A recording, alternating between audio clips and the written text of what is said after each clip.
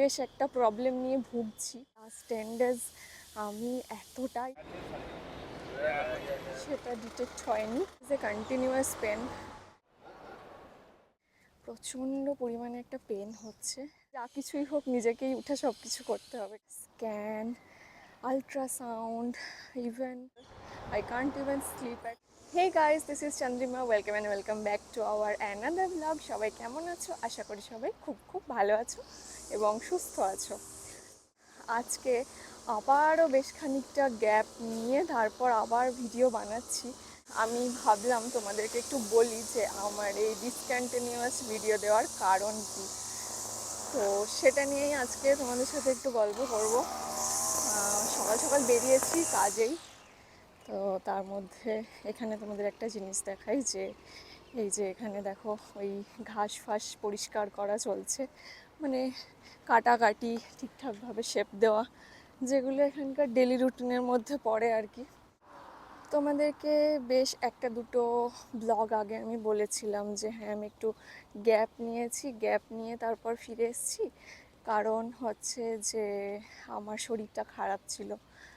তো তারপর আমি ভাবলাম হ্যাঁ হয়তো কন্টিনিউয়াস ভিডিও দিতে পারবো, কারণ চেষ্টা করি সব কিছুর মধ্যেও, শত ব্যস্ততা কাজকর্মের মধ্যেও সপ্তাহে দুটো করে ভিডিও যাতে এডিট করে দিতে পারি। মাস 2 ধরে আমি বেশ একটা প্রবলেম নিয়ে ভুগছি। তো ওই কম বেশি এরকম চলছিল, তার মধ্যেও ভিডিও বানাচ্ছি, সমস্ত কাজকর্ম করছি অ্যাজ ইউজুয়াল যেটা হয়। কারণ যেটাই আছে, বাইরের দেশে যা কিছুই থাকুক কোনো হেল্পিং হ্যান্ড নেই, এবং যা কিছুই হোক নিজেকেই উঠে সব কিছু করতে হবে, কেউ করার নেই, বা নিজেদেরকে রাদার অবশ্যই। তো ভালো মন্দ এইভাবে চলার পরে রিসেন্ট লাস্ট 10 ডেজ আমি এতটাই ভুগছি যে কিছুই করতে পারছি না। ইনফ্যাক্ট বাড়ির সমস্ত কাজকর্ম, হাউস হোল্ড সমস্ত কিছু অমিয়ই করছে আফটার অফিস। এত কিছুর মধ্যে যেখানে নর্মাল রেগুলার কাজকর্মই করতে পারছি না, সে কারণে খুব ভালোবাসার জিনিস, তোমাদের সাথে দেখা হয়, ইন্টারাকশন হয়, তোমরাও অনেক কিছু কমেন্ট করো, বা আমাকে ইউটিউবে দেখে তোমরা আমাকে ইনস্টা ফেসবুকে মেসেজ করো, যেটা আমার খুব ভালো লাগে। নতুন একটা পরিবার তৈরি হচ্ছে বা হয়, তো সেই জায়গাতে আমার ডিসকন্টিনিউয়েশন হয়ে গেছে এখন। সবচেয়ে চাপের যেটা বিষয় সেটা হচ্ছে এই 2 মাস ধরে আমি কিন্তু ভুগছি, এখনও ভুগে চলেছি। কারণ সমস্ত কিছু টেস্ট ফেস্ট সব কিছুর পরেও এখনও অবধি কিন্তু আমার কী কারণে প্রবলেম হচ্ছে সেটা ডিটেক্ট হয়নি। আর তার জন্যই আমি আজকে সকাল সকাল সকাল মানে 10:30 বেজে গেছে এখন, কিন্তু রোদের ভীষণ জোর, দেখতেই পাচ্ছ পুড়ে যাচ্ছি পুরো। কারণ এখানে সামার তো বলারই কথা না, তোমাদেরকে তো লাস্ট ভিডিওতেই বলেছি যে এখানে সামারটা কতটা হট থাকে। এর মধ্যে আমি চলেছি এখন মেট্রো স্টেশনে, কারণ আজকে আমার আরও একটা মেডিকেল টেস্ট রয়েছে। সো হোপফুলি এটার পরে আমি বুঝতে পারবো যে আমার কি হয়েছে, আদারওয়াইজ আমিও মানে I am literally getting fed up. আমার মেনলি যে প্রবলেমটা হচ্ছে, আমার এই বাঁ হাতে প্রচণ্ড পরিমাণে একটা পেন হচ্ছে, যেটা ইউজুয়াল তো একদমই নয়। তার সাথে পেনটা মানে একটা burning kind of sensation, basically nerve pen.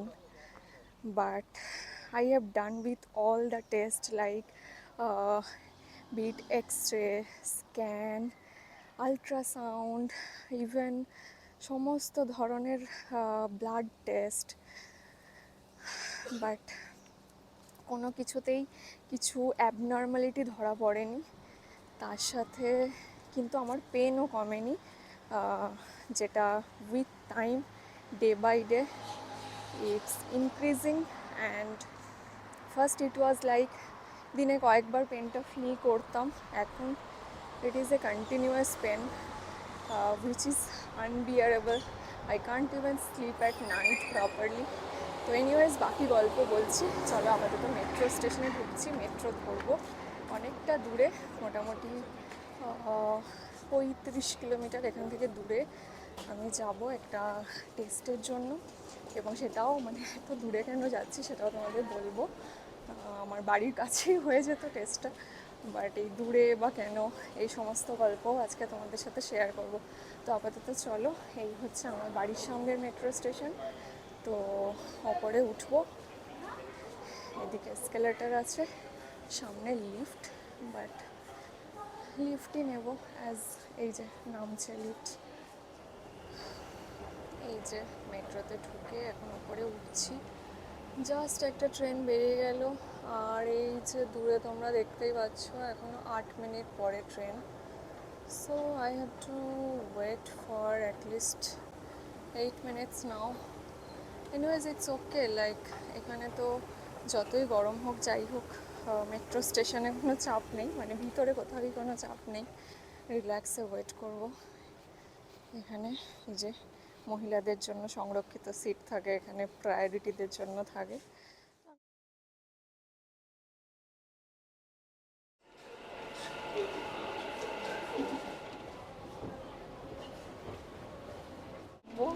তো খুব ভালো লাগলো, ও বাঙালি বন্ধু। So hi, say hi and bye also. Okay, bye, see you. سوف يغادر الرصيف رقم 1. Your attention so please. The train আমি to যেখানে Bihar যাব will depart টেস্ট from করাতে platform 1. সেখানে নেমে গেছি, সেই স্টেশনে অনেকটাই দূর আমার বাড়ি থেকে, যেটা বললাম। মাঝখানে রেড লাইন থেকে চেঞ্জ করে গ্রিন লাইনে এসে ট্রেন ধরে এখন জাস্ট ওপরে উঠবো। তার মধ্যে হঠাৎ করেই এক বাঙালির সাথে ট্রেনে পরিচয় হলো। বেসিক্যালি উনি আমার এই স্পিকার টিকার দেখে জিজ্ঞাসা করছে, আর ইউ ইউটিউবার? সো তারপর বেরোলো উনি আসামের, যদিও বাংলা বলতে পারেন। তো যেটাই হয়, দেশের বাইরে কারোর সাথে দেখা হলে মন বেশ খুশি খুশি হয়ে যায়। কিন্তু খুশি খুশি মনে আপাতত যাচ্ছি ডাক্তার দেখাতে। সো চলো আপাতত এসকেলেটার নিই, বাকি গল্প ওপরে উঠে করছি। এখানে বেরিয়েছি, বাট আমাকে জিজ্ঞাসা করতে হবে, excuse me, which side is to rip mall? এখন বাইরে বেরোলাম, তো আমি এদিকটা চিনি না, মানে এসছি কিন্তু এই মলের মধ্যে আসিনি। তো যাব, কিন্তু তার আগে সামনে একটা অদ্ভুত জিনিস দেখতে পেলাম। সেটা হচ্ছে একটা বাইক, না মানে এখানে বাইক তো চালায় শুধুমাত্র যারা ডেলিভারি বয় থাকে তারা, তো দাও দাও করে জ্বলছে, বুঝতে পারছি না রিজন। মানে লিটারেলি সব দেখে ভয় লাগে, আর এখানে তো ভীষণই আনইউজুয়াল এসব, লোকজন জমেও গেছে।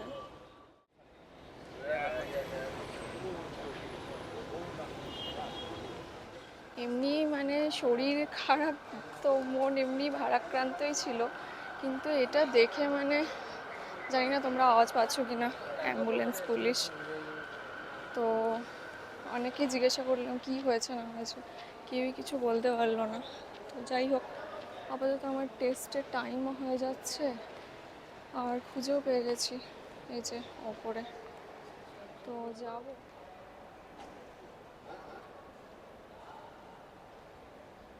What happened to the bike? Is the guy safe? The delivery boy? Down. Is he safe? That one. Not Oh, same. okay.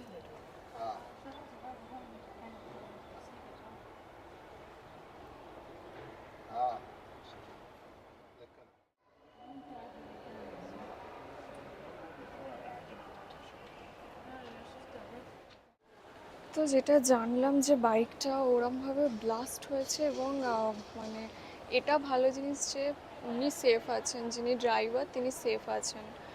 তো সেটা জেনে অ্যাটলিস্ট মনটা শান্ত লাগছে। মানে রাস্তায় বেরিয়ে কবে যে কি এক্সপিরিয়েন্স করবো সত্যিই বোঝা দেয়। তো যাই হোক, চলো আমার এখন সেন্টার চলে এসছে, আমি যাই।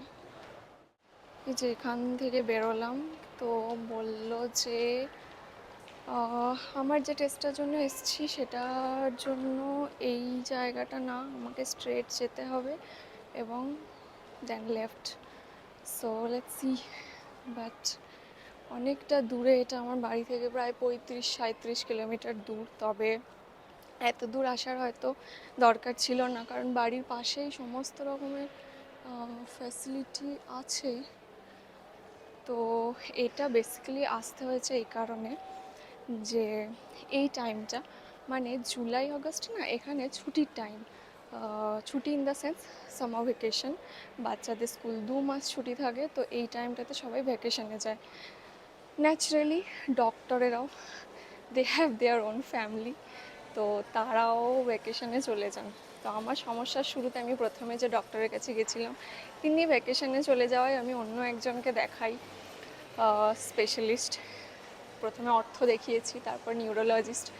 তো তিনিও ভ্যাকেশনে চলে যাওয়ায় অন্য নিউরোলজিস্ট খুঁজতে খুঁজতে আমরা এই প্রাইম মেডিকেল, দেখছো কত বড়, অতটা হেঁটে এলাম, এতটা এখানে এদের জায়গা।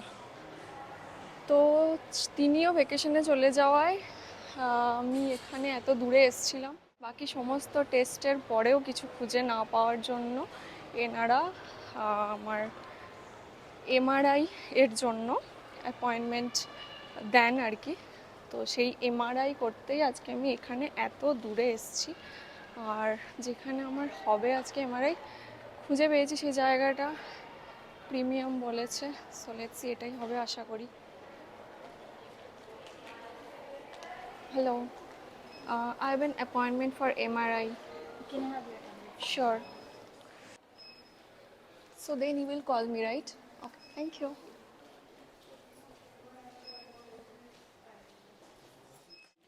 রিসেপশনে আমার আইডি জমা নিল অ্যান্ড আমাকে বললো বসতে, they will call me. So now I am waiting, এবং ওয়েটিংয়ের থেকে হচ্ছে আমি এক্সপেক্ট করছি যে জিনিসটা কী হয়েছে এটা একটু ধরা পড়ুক, এবং আমার যে ভোগান্তিটা হচ্ছে সেটা থেকে একটু রিলিফ হবে আশা করি। সো তোমাদের একটু দেখাই ক্লিনিকটা। এই যে সামনে রিসেপশন, ওখানে আমি এখন জমা দিয়ে এই চেয়ারগুলো আছে ওয়েট করার জন্য, এখানে ওয়েট করছি।